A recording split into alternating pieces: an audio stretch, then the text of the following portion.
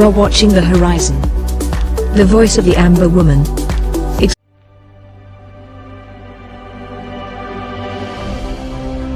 Mama Amba, with your love for us, we can assure Ambazonia is free. Today on Mother's Day, we shine a heartfelt spotlight on the mothers of Ambazonia, whose spirits in the face of unimaginable trials remain unbroken and fiercely radiant. Each Ambazonian mother stands as a testament to resilience, nurturing life and hope in a landscape marred by turmoil and the harshness perpetrated by French Cameroon's brutality. Their pain is deep, having shed blood and tears for their beloved land and lost children.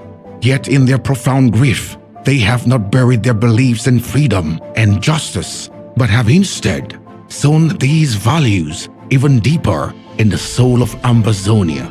Their love, boundless, their courage, immeasurable. These remarkable women have faced the darkness, yet they continue to embody the light, remaining fruitful amidst adversity. Their labor tirelessly, not just in the fields of their cherished land, but in the heart of their communities, nurturing the next generation with the strength and wisdom of warriors and peacekeepers. Their hands, though weathered by hardship, are the same hands that cradle the future, that plant seeds of hope and sustain the spirit of independence that defines Ambazonia. Today, we honor the Ambazonian mothers who, in the silence of their sacrifices and the loudness of their battles, show us what it truly means to fight for the essence of home and freedom.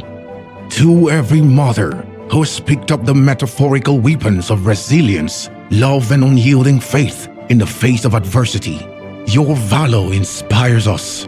You do not fight alone. Your dreams for a peaceful, independent Ambazonia echo in the hearts of many around the world. On this Mother's Day, we celebrate you, Ambazonian mothers, not just as the hearts of your homes, but as the undying heartbeat of a nation striving for its rightful place under the sun. Your resilience sketches the blueprint for Ambazonia's tomorrow. May your tears of yesterday water the seeds of tomorrow's freedom, peace, and prosperity. Happy Mother's Day to the unwavering, formidable mothers of Ambazonia. Your strength lights our path to a brighter future. Mama Amba, with your love for us, we can assure Ambazonia is free.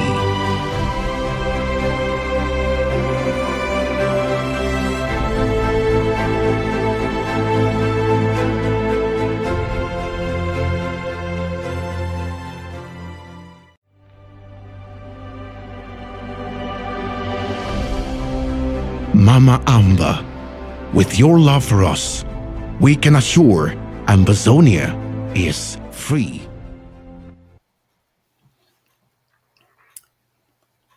Good evening, good morning, good afternoon. Welcome to The Horizon, the voice of the Amber woman. My name is Dr. Patience Abiedu, and I'm glad to be with you this Friday. Lady Casey, who is supposed to be the host, will be joining us shortly. But in the meantime, to save time, I will start the program. So we're supposed to have two topics today. The first one is on the subject of the Cameroon government being grilled by the Committee Against Torture in Geneva this past November 13th and 14th. The second topic is on diabetes. I am afraid because of us starting late, and to be honest with you, I have to board a flight in about a couple of hours from now, so we may not be able to tackle both topics. We will deal with one, and next week, hopefully, we can talk primarily about diabetes. Without further ado, to start the show, to talk about torture, this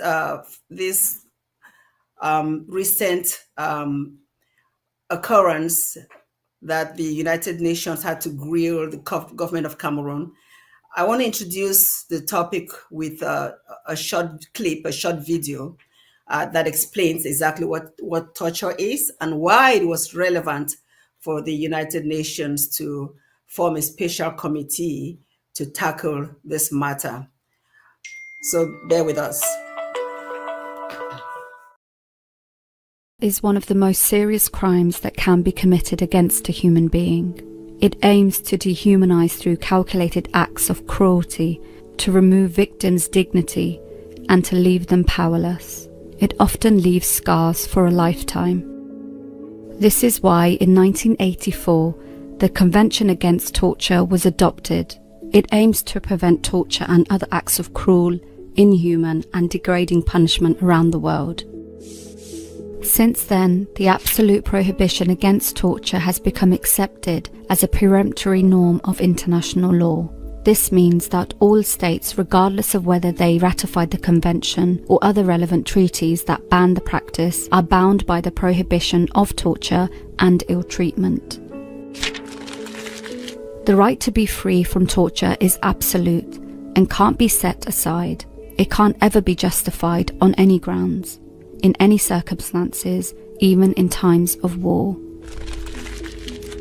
4 elements are essential to establish torture as defined by the Convention Against Torture. The conduct must cause severe pain or suffering, physical or mental. The conduct must be inflicted intentionally. The torture must be inflicted for a specific purpose. There needs to be the involvement of a state official in some way.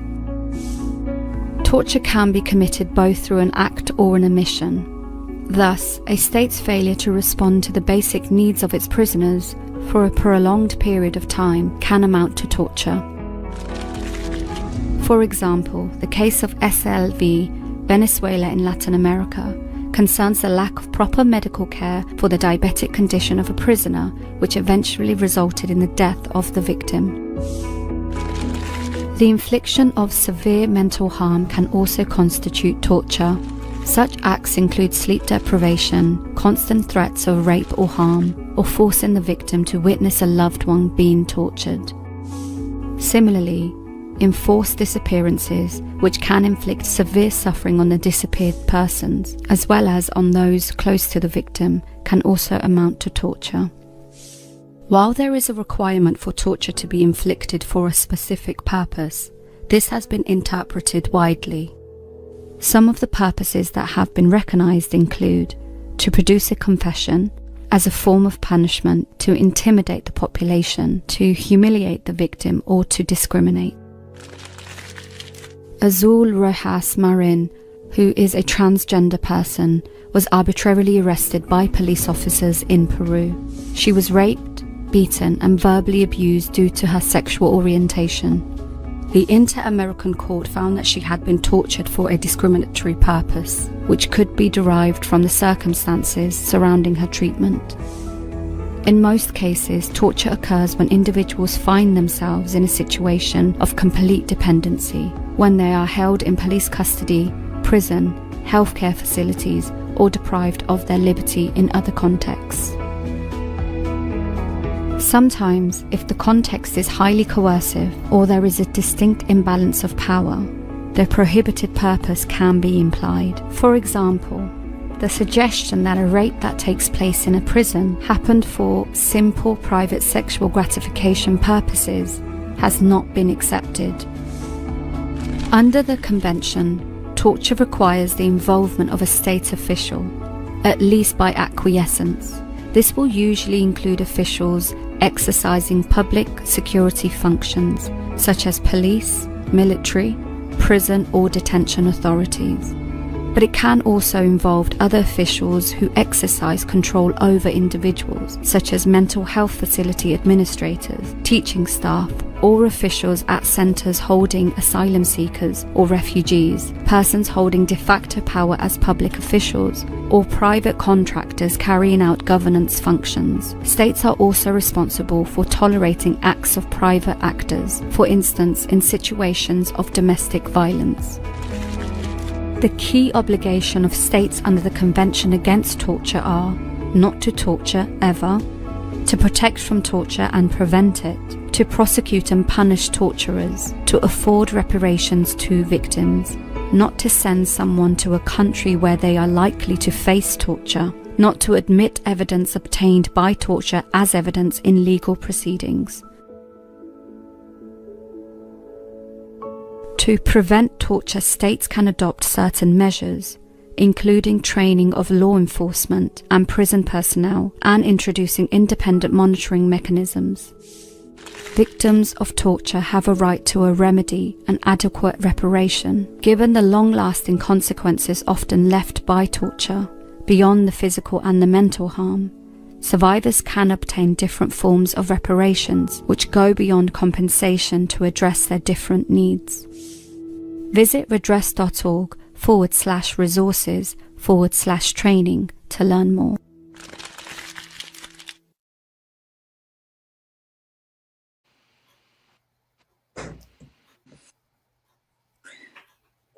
Wonderful. Yeah, I made it.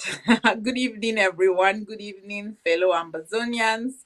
Good evening, viewers of The Horizon, and greetings to all sympathizers of the Amazonian cause. Mape, good evening to you too. And I'm not sure where you've started. Glad to be back again on The Horizon. Yes, we just finished watching a video on torture, and I don't know if you were able to see part of it. Yes, I was able to watch most of the video, and I've seen the video before. So yes, we're good to go with the program for today. Okay. Starting with starting with what was discussed in that video, which is of human rights abuses in terms of torture, you know and this is in relation to the torture La Republic have meted on our people over the years, and the current case going on in ICJ. So, Edu, what's your comments on that? Yes, thank you, Lady Casey. So that video specifies 4 elements regarding torture. It talks about that the torture has to evoke severe pain and suffering, that it has to be intentional and should have a specific purpose, and the person perpetuating the torture usually has an official capacity. When I think about what has transpired since 2016, beginning with the teachers and lawyers on the strike, they started experiencing torture, some form of torture at that time. Well, we must even say that our people have experienced torture, one form or the other, throughout the union with La République du Cameroun. It was not just so openly obvious. People have disappeared in the past. People have been captured and imprisoned without any just cause. That's all forms of torture. But since 2016 till now, it's gone to an extreme level. And I'm glad that Cameroon was grilled or interviewed a couple of days ago by the United Nations Committee Against Torture. We'll talk about later on, but that's the fact that there are different forms of torture in that video. Sometimes even mental torture exists, because you can have a family member witness the rape raping of another family member. We've heard of cases where La Republique will rape a wife in front of the husband, or a child is in front of the parent, or we've seen cases of mutilation in front of family members. So they carry the scars for life. And the video even mentions that it's not something that is acceptable, or even during times of war. You can have a prisoner, but you don't have to mutilate or torture the prisoner. So all of those are signs saying that we are human beings, and we don't have to treat people in such an inhumane fashion. That's generally my take, a summary of what I got from that video. Okay, thank you very much.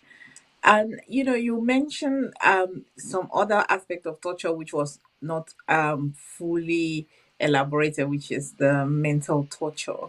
Do you want to give some examples of torture that our people have gone through in the hands of La Republique? And this is to remind our people why we cannot give up just yet. Yeah, unfortunately, we cannot put some of those videos on, because sometimes when we play the videos, they stop our program and the show will not air. But the examples are so many. There was a picture of a disabled young man during the early days of the war that La Republique shoved to the side and abused. We've seen the case of the university student that was made to crawl in more in sewage or mud. We've seen cases of severe beatings of our people, pictures of people being hung upside down and chained, girls being packed in trucks to be carried from place to place. God knows where they're taking them. Even in the jails, in our jails in La Republique, they have prisoners piled one on top of the other. They don't even have a space to sleep. They're all cramped in tiny spaces. Those are some few examples of torture at the hands of La Republique du Cameroun. It's interesting when we go to discuss what happened during their interview.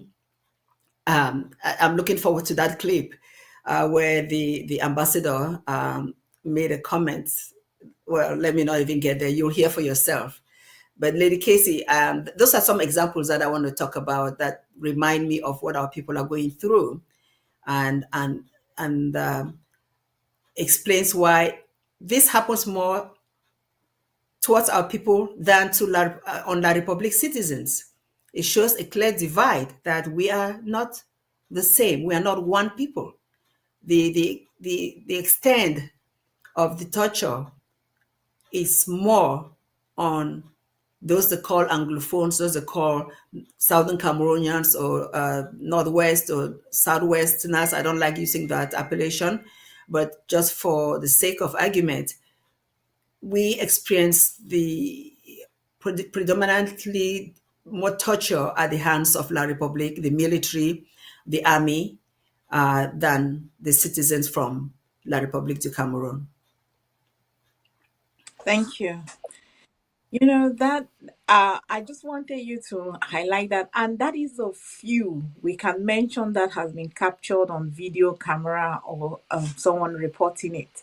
There are so many cases of torture and torment that has not been reported, was not captured, that have been done to our people by La Republique du Cameroun. And this is what baffled me, Mape, on this aspect of torture.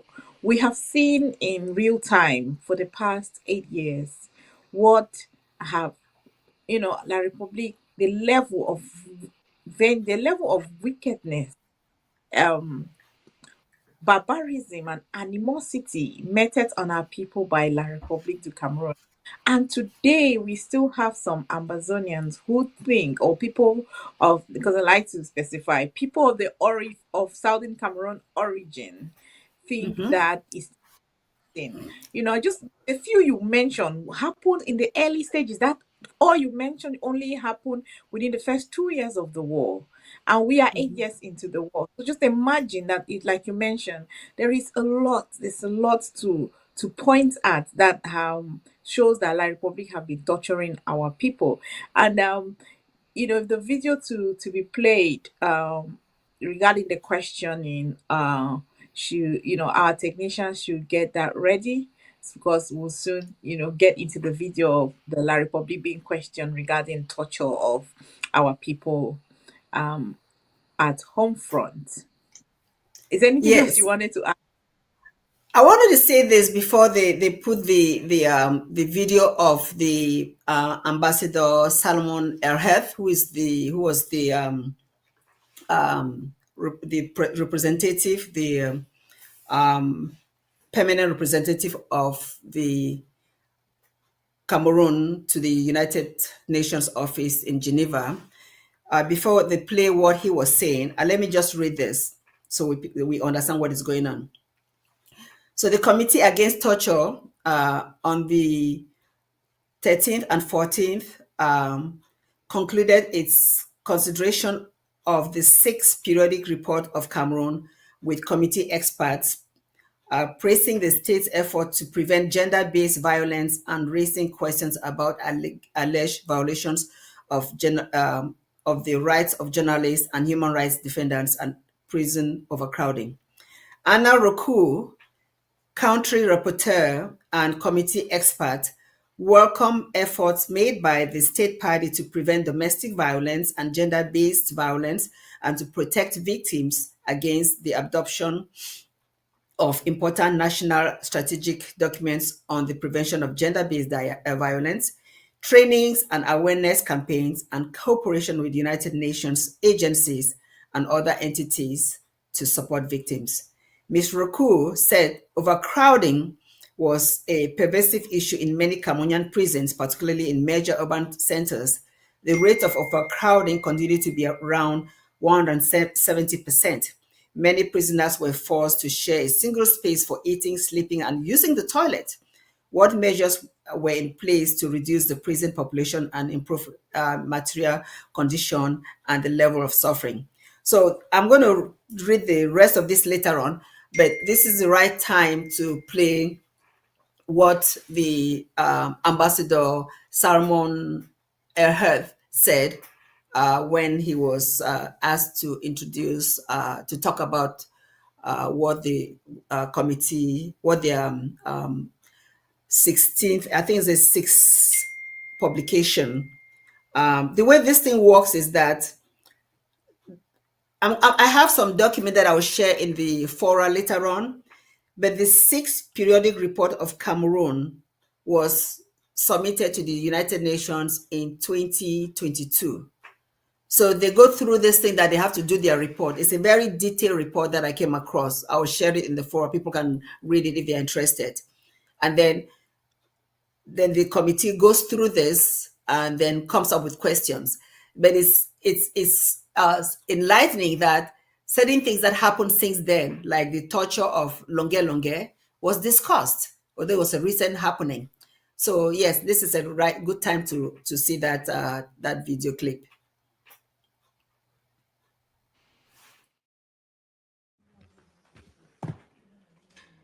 Muy buenas tardes. A very fine afternoon to one and all. We will now begin our meeting 2171. I am very pleased again to receive the delegation of Cameroon, led by Ambassador Salomon Erheth.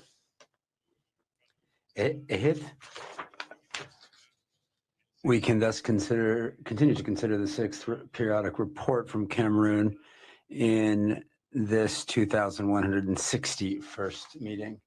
Ambassador, you have the floor.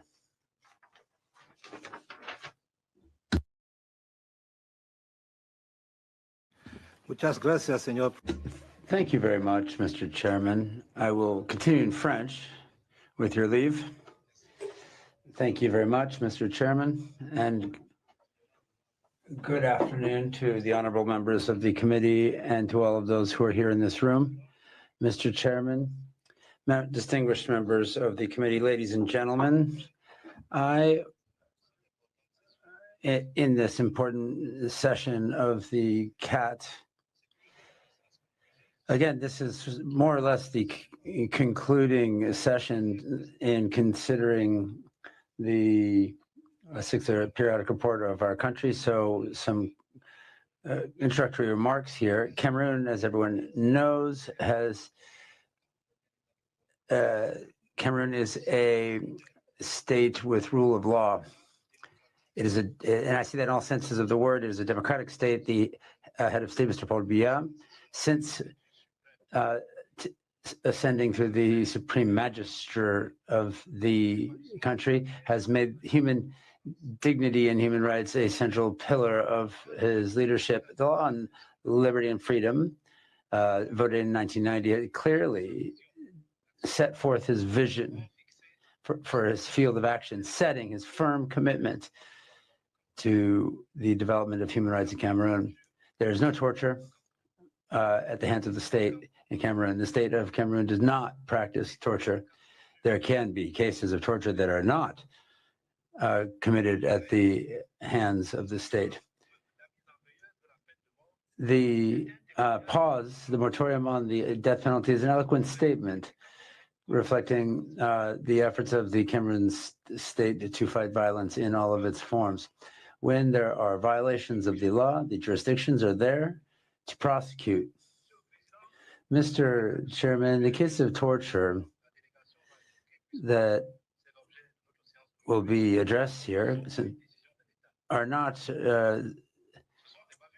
acts committed by the state. These are isolated acts of people not authorized by the state. And as I had indicated, inquiries were launched immediately to ensure accountability. The state of Cameroon has never ordered anyone at all to practice torture. The President of the Republic has enshrined fundamental liberties, freedom of speech, freedom of association, freedom of circulation of individuals, etc. These are realities in Cameroon. For those who travel or look at social media, they bear witness to this. The chairman, Cameroon today has more than 350 political parties. There are more than 300 different media outlets, television, newspaper, written press. No one has to hide to speak in Cameroon. The President of the Republic has indicated on repeated occasions that no one should be investigated as a result of their opinions, and that is important. Now, the person who has been most criticized in Cameroon is the president. When we look at at social media, one would ask if he was sensitive to this. I'm going to stop there. I don't want to make comparisons. One has only to visit the internet to see what is written about Cameroon and the President of the Republic every single day. That to reaffirm that there is no state-sponsored or ordered torture in Cameroon. People are free to express themselves, and when these freedoms are abused, then the jurisdictions are in place to address it. Cameroon works with international instruments, including instruments working in the realm of torture, to fight torture, that is. Someone, I've already said this, and I'll say it again. This ratification came in 2010 with the protocol. And I don't want to go back to that sad event, but the documents were lost their way, but they will be completed and submitted. So we are in phase our domestic legislation is in step with international law, and the same for our institutions in all areas of law enforcement. The second observation that I wish to make, Mr. Chairman, honorable members of this committee, has to do with the crisis that is coming to an end, thank the Lord, as a result of the resolve from the head of state and international partners and the administration, including the and for this, the High Commissioner and for Human Rights and the United Nations have commended us. Perhaps I misunderstood. Someone said that this is a crisis between Anglophones and Francophones, and that's just false. That doesn't exist. Cameroon is one nation, and I say this stricto sensu. There are some citizens that have said, driven by whatever they're driven by, we don't need to open a debate about this, but they have said that they would like to succeed. However, but this political succession, we don't seek through killing, kidnapping, the burning down of facilities, schools, hospitals. It is the state role to deploy law enforcement to keep the peace and to protect the population. There's no war in Cameroon. There is no army fighting against our citizens. So I think that this is information that's worth noting. There are law enforcement efforts. They are responding to acts of terrorism. Those who have launched this movement are using means akin to those of terrorism. It's important to note this. Cameroon is a united country. It's important to note this, Mr. Chairman. We have more than 250 ethnic groups, and we live in peace and harmony. We are not divided by our cultures, by the English language, by the French language. We all speak English. We all speak French. To the contrary, this is a source of wealth for us, Mr. Chairman. So I think that these are very important items to note when we look at the case of Cameroon. I know that we're broadcasting live, and I know that the international community is listening to us. We must make it known that we are a democratic country with rule of law. Yes, people say all manner of things, and that's why people can put forth people can commit acts that are not sanctioned by the state, and then they will be punished for that. Having said that, Mr. Chairman, I could circle back to other items, but I think it's important to note that what I have just said and to do so with strength and clarity. Madam Director, many questions were asked of us yesterday. Perhaps you could circle back to some of those. I also will take the floor again now and then. Thank you very much, Madam Director. The floor is yours.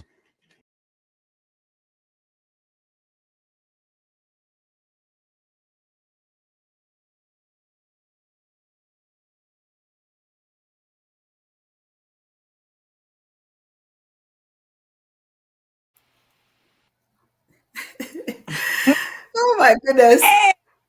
I wish you could see my reactions at the background because, oh God, I see why they will not get the health section of the horizon. It makes sense now. It makes a whole lot of sense. I said that we may not have that because there is so much to unpack in that load of rubbish that man just said. Where do we start? Where do we start? He said Cameroon is a state with rule of law, a democratic institution. It's like, is he speaking to blind people or deaf people or people that don't know what is going on in the world?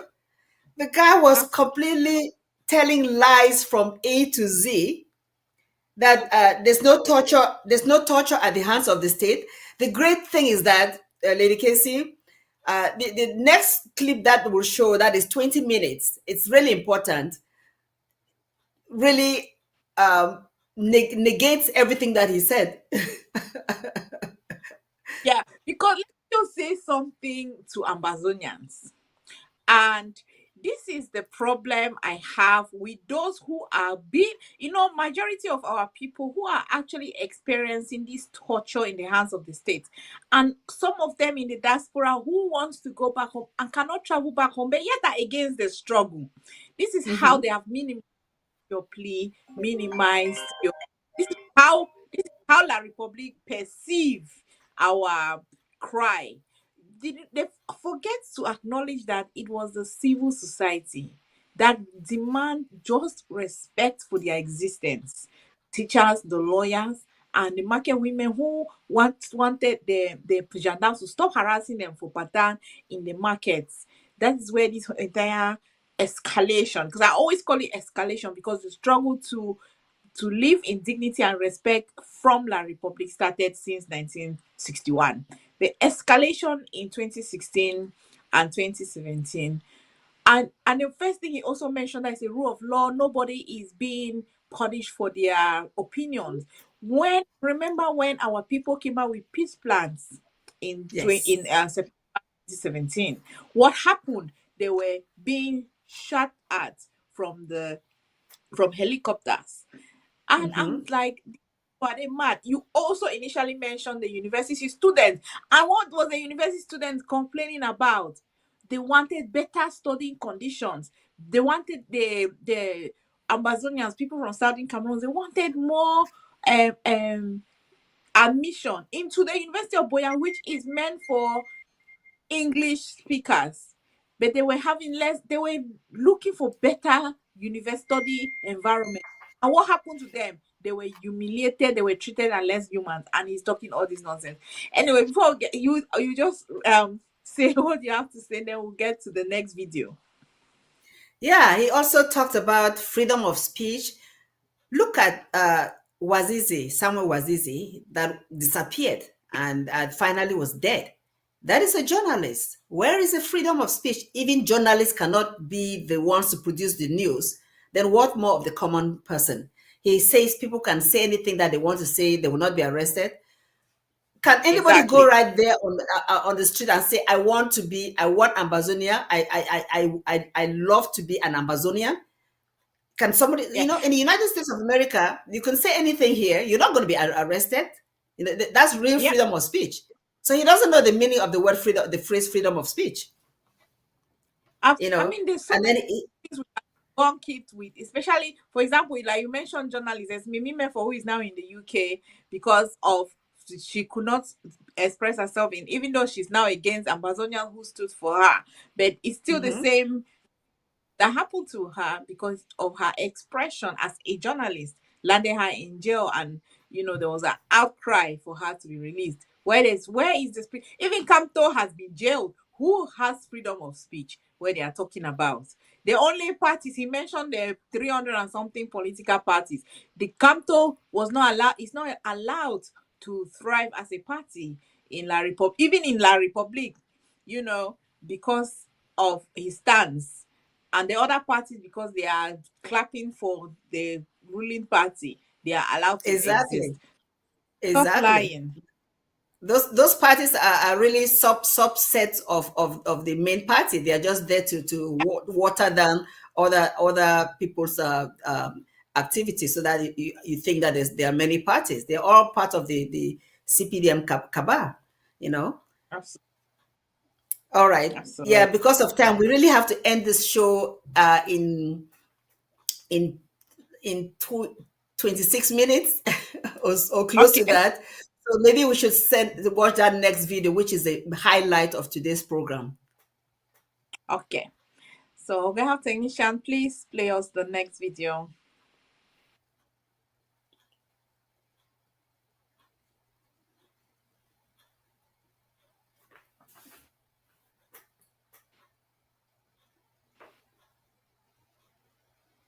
And the next video is...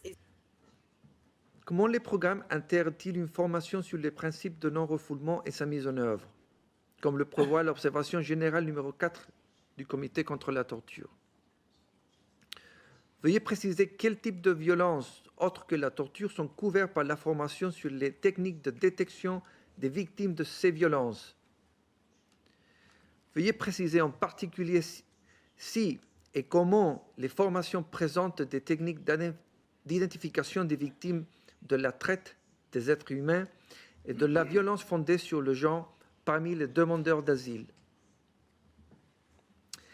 Le comité note que des sessions de renforcement des capacités ont eu lieu au cours du dernier cycle d'examen. Il s'inquiète du fait que ces sessions se renforcent des capacités ne s'adressent souvent qu'à un nombre très limité et sélectionné d'employés de l'État. Dans son 6e rapport périodique, l'État partie a énuméré les sessions de renforcement des capacités qu'il a organisées pendant la période couverte par le rapport. Veuillez indiquer les mesures prises par l'État partie pour rendre ces sessions de renforcement des capacités régulièrement disponibles. Comment l'État partie sélectionne-t-il les participants aux sessions de renforcement des capacités? Veuillez indiquer les mesures prises par l'État partie pour rendre ces sessions disponibles et obligatoires pour tous les fonctionnaires. Nous prenons note des efforts de l'État partie en matière de formation des fonctionnaires. Le comité réitère l'importance d'évaluer ces formations afin d'en revoir et d'en réviser l'efficacité. Comment l'État partie évalue-t-il l'efficacité des formations? Comment l'État partie s'assure-t-il que les formations atteignent leurs objectifs? Le comité note les efforts de l'État partie pour améliorer la formation spécifique du personnel judiciaire. Yes, I think we have the wrong video since we don't understand that language. Lady Casey, Yeah, we have the wrong. I was going to say that maybe you were, because I have no understanding of what. No. The right video clip. I think this program will have to continue it some other time to get that video because it says. But in the meantime, I'm gonna read something since we don't have the video. Where can I find it? Here we go.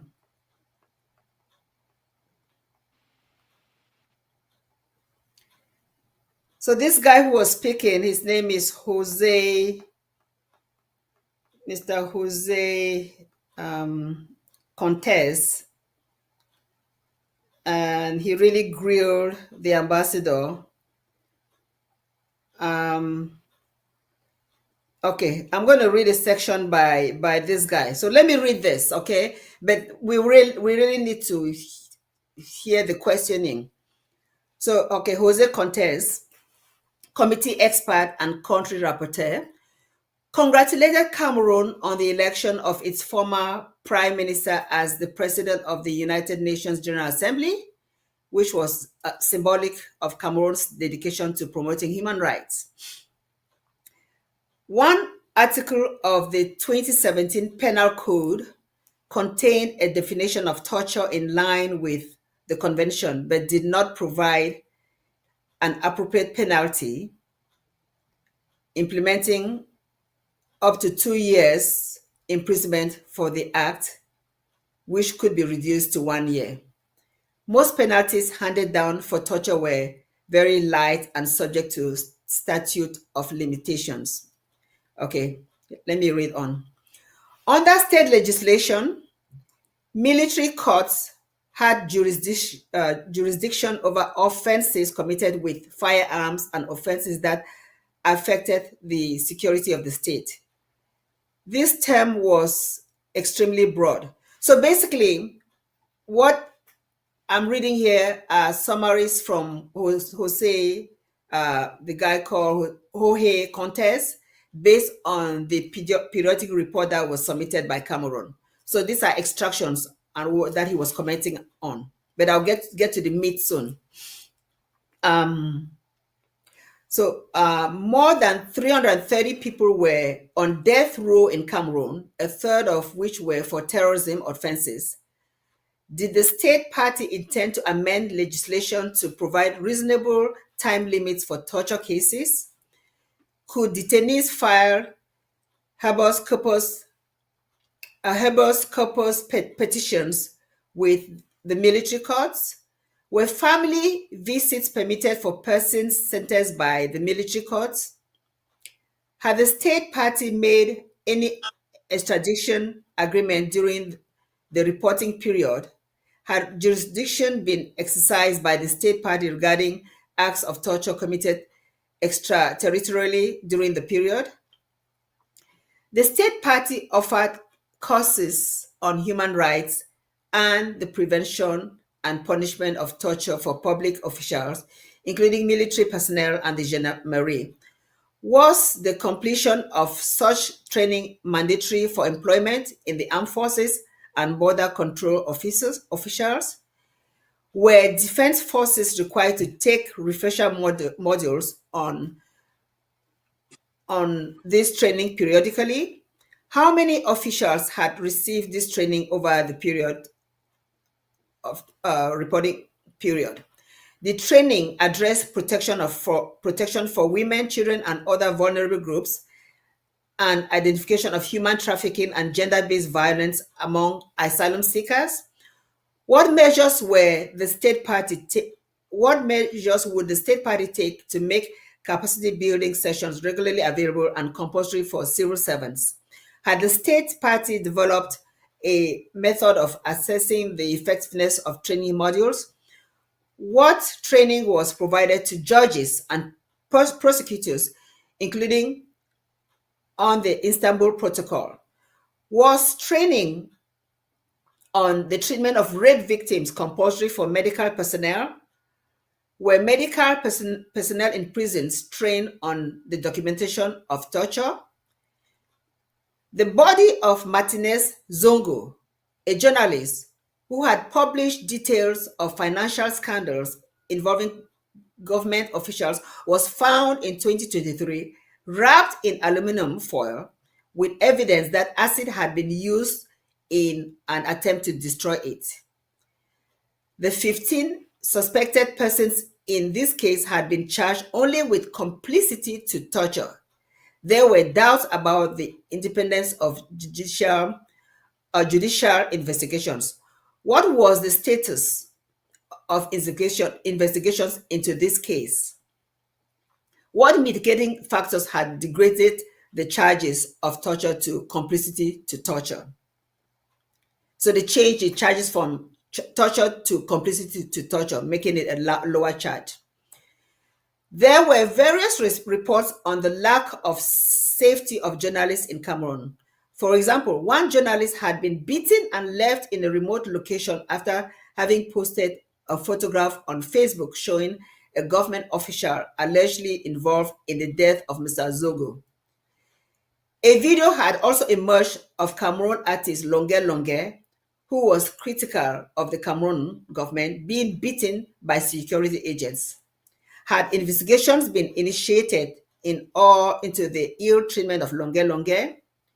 Could the delegation provide details on status of the investigations open against members of the gendarmerie and other state officials regarding alleged human rights violations committed against journalists and human rights defenders, including for 9 investigations into arbitrary arrests and deaths in custody of Boko Haram suspects initiated in 2018? How many cases had been dismissed and how many were still pending? So it goes on, and even talks about the Gabo massacre and all the massacres. I just want to go to the one that really involves Southern Cameroonians.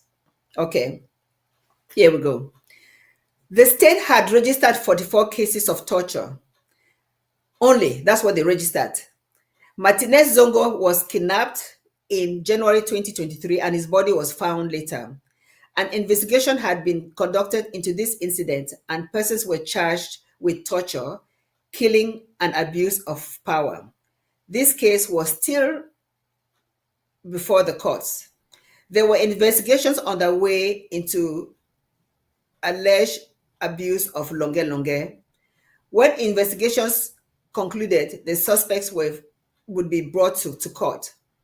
Family members of victims were able to. So this is what they are saying. This is La République responding.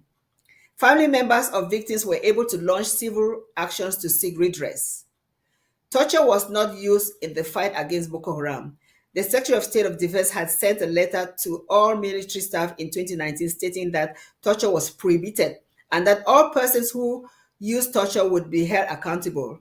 In 2022, in the conflict of Gabon, non-combatant civilians, including women and children, had died in crossfire. Investigations into this incident were underway in military court. These were isolated acts. So, Lady Casey, I'm just reading this. I really wish we had that video because the guy really grilled, really was very, very strict in asking specific details of the ambassador, something that he cannot hide from, So the take-home message is that Cameroon commits all these crimes, and even if these are crimes that were committed 2016, 2017, they've been registered. Somebody has to eventually pay for it, And this goes even to those who are claiming to be Amba fighters, fighting because Atangaji has sent them to do terrible things and torturing our people. These have been recorded. Eventually, somebody's going to pay for these activities. Lady Casey, I don't know what you want to say before I read further, please. Yeah, I just want to add that besides the fact that it's been recorded and and there is a future payments for these activities, I always want our people to live with a consciousness and the awareness that so long as we are part of La Republic, it's not today. They don't like us. They will never regard us as a people. When those who choose to want Cameroon Federation, anything that means that Amazonia has to function with La Republic, it's never going to work. We've always been killed, tortured. They will just continue to destroy any stronghold that we have and find a way to blame it. Just like that ambassador, La Republic ambassador said, that it just the war is the crisis is almost coming to an end. There is no war. That is the lie they have been telling themselves over time. And that's the lie they've been telling themselves over time. And now we thank God that someone is asking La Republic the right questions, and we hope that those who are capable to take the appropriate action. Thank you. Yes. It's just so unfortunate we could not watch that video again. I think next time when we have an opportunity, we'll play it so that people can see how La Republique was really, really how they came out of this really smelling bad because they were really dealt with. Lady Casey, since we're going to be concluding soon, this invitation of La Republique to Geneva to talk about torture, our people should remember that this is happening even in the villages. You know that in remote areas, some of this is happening when it's not on camera. People don't see it. They don't know it, especially women.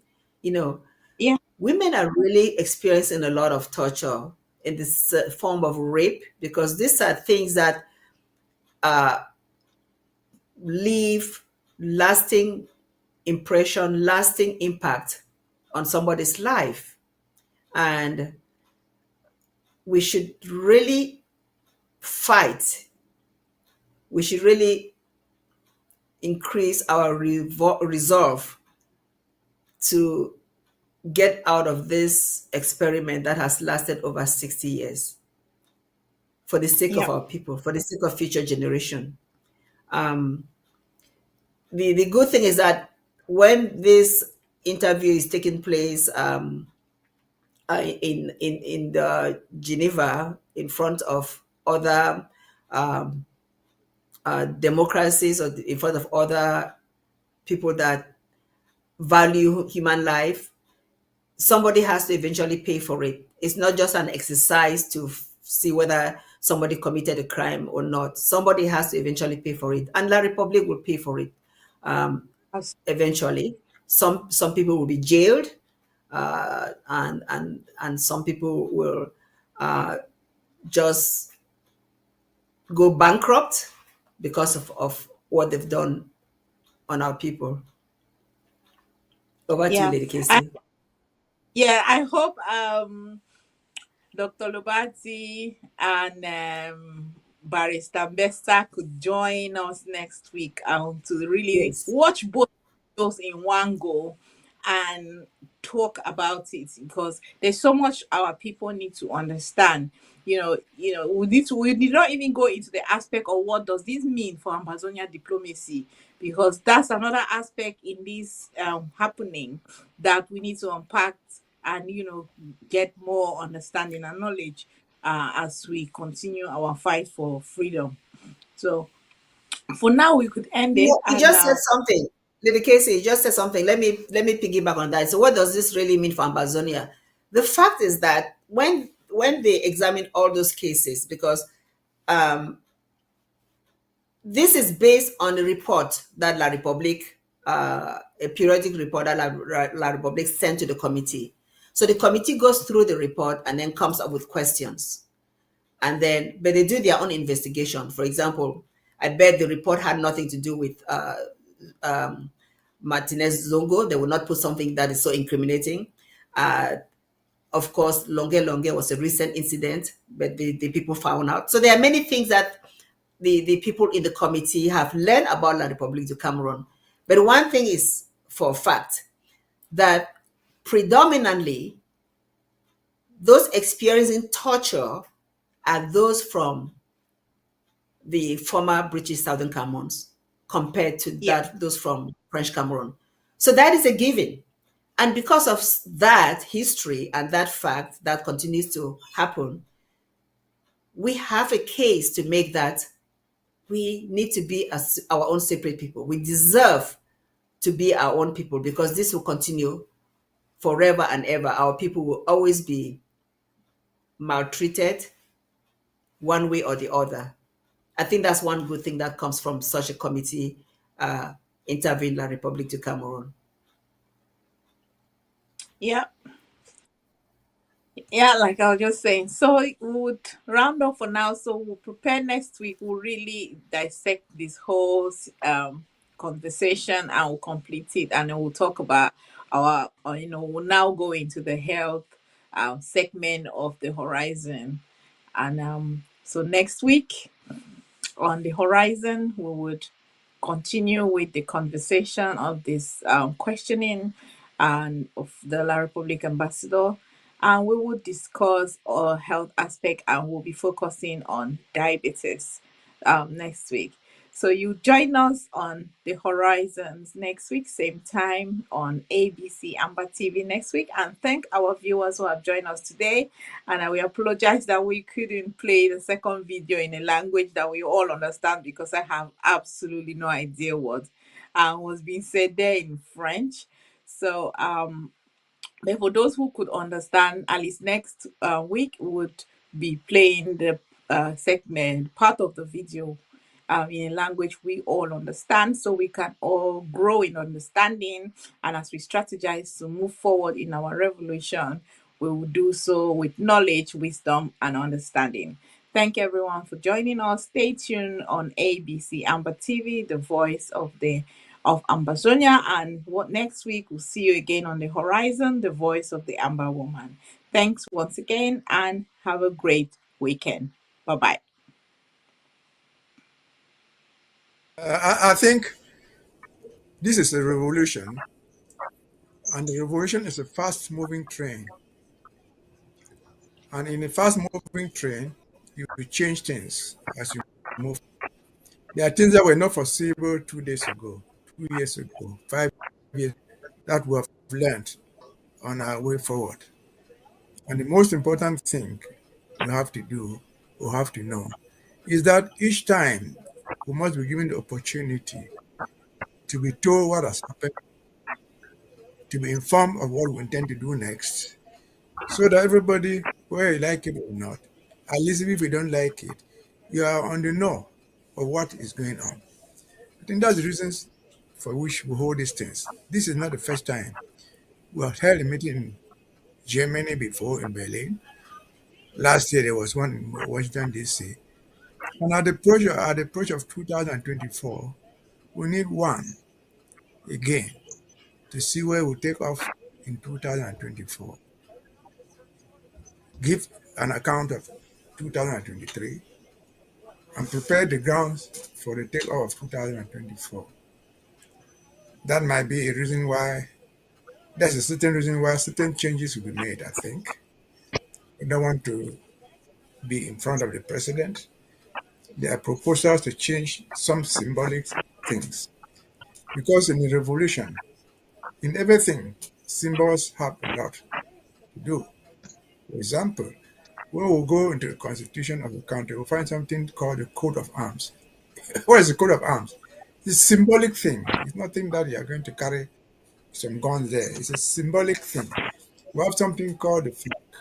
What is a flag? It's a piece of cloth, but a symbol of something that represents something. So symbols are important. And so when we discuss symbols, they remind us of the history where we're coming from. They prepare us for the future where we're going to. And so that's why I think some changes after the meeting of today. And with that, we need a president, we need a leader with some foresight. Leadership means having a foresight, telling the people where you are going to, reporting to the people what you have passed through. And I think that's what it is. I don't want to predict what will come out of it. Okay, this is, I want to come in here, gentlemen, and I'd like the both of you to interchangeably respond to this. Barrister Fru, you're the Attorney General, Barrister Tim, you happen to be the chair of the judiciary, which means that things that have to do with policy and law would have been processed. And definitely you're not talking this evening like somebody who is ignorant entirely, but you are saying that the rightful person to set the stage would have to talk about it.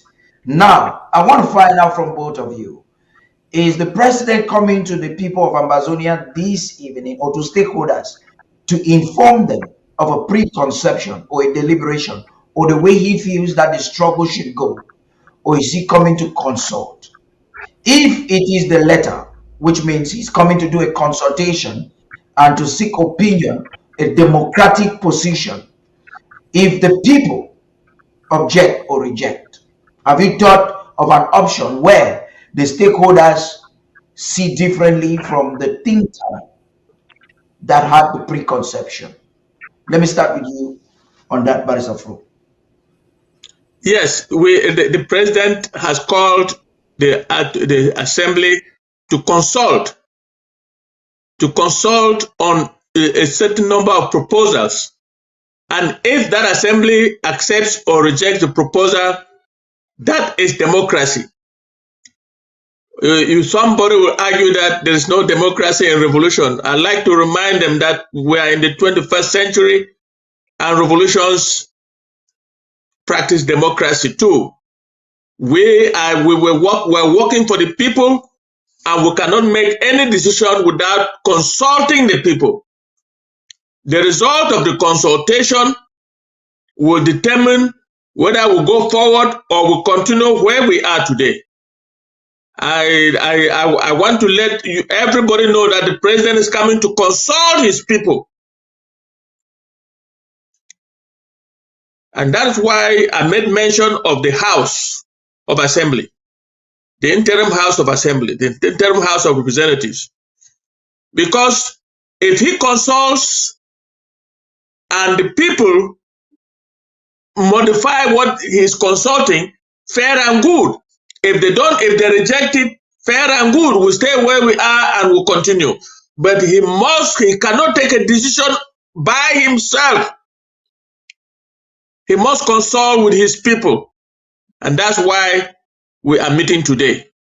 That's the long and short of the answer, Paddy. And no longer interim government. This is the government fully.